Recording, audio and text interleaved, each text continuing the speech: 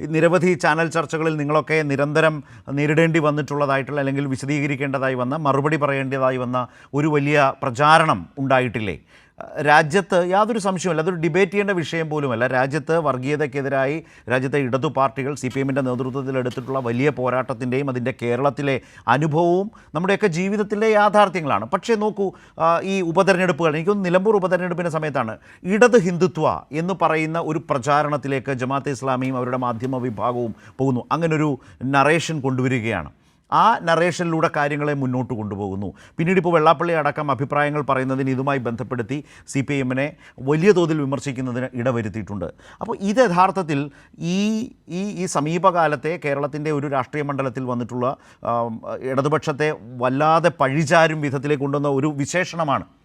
അത് ന്യൂനപക്ഷങ്ങളെ കൂടുതൽ അകറ്റുന്നതിനോ തെറ്റിദ്ധരിക്കുന്നതിനോ ഇടവന്നിട്ടുണ്ടാകുമോ?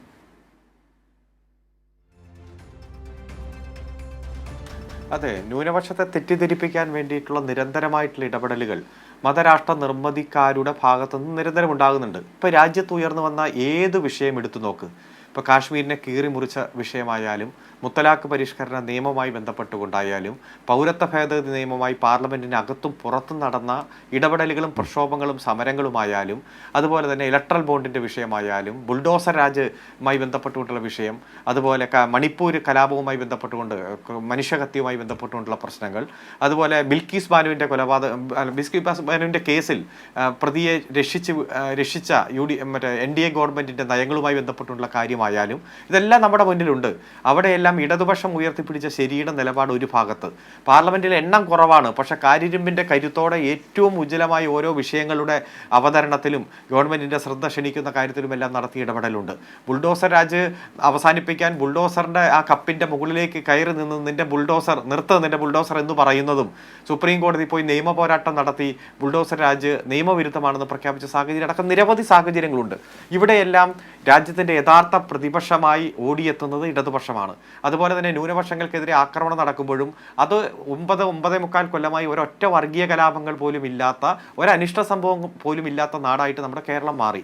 അന്നിപ്പോൾ ദീപിക ദിനപത്രം തന്നെ എഡിറ്റോറിയൽ എഴുതിക്കൊണ്ട് പറഞ്ഞത്, ഈ കേരളത്തിന് പുറത്ത് ഞങ്ങൾക്ക് പുരോഹിത വസ്ത്രം പോലും ധരിക്കാൻ പറ്റുന്നില്ല, ക്രിസ്മസ് ആഘോഷിക്കാനോ ഒരു കേക്ക് മുറിക്കാനോ പറ്റുന്നില്ല, പുരോഹിതന്മാർക്ക് ഒത്തുകൂടാനോ പറ്റുന്നില്ല എന്ന് പറഞ്ഞ് എഡിറ്റോറിയൽ എഴുതിയത് നമ്മൾ കണ്ടതാണ്.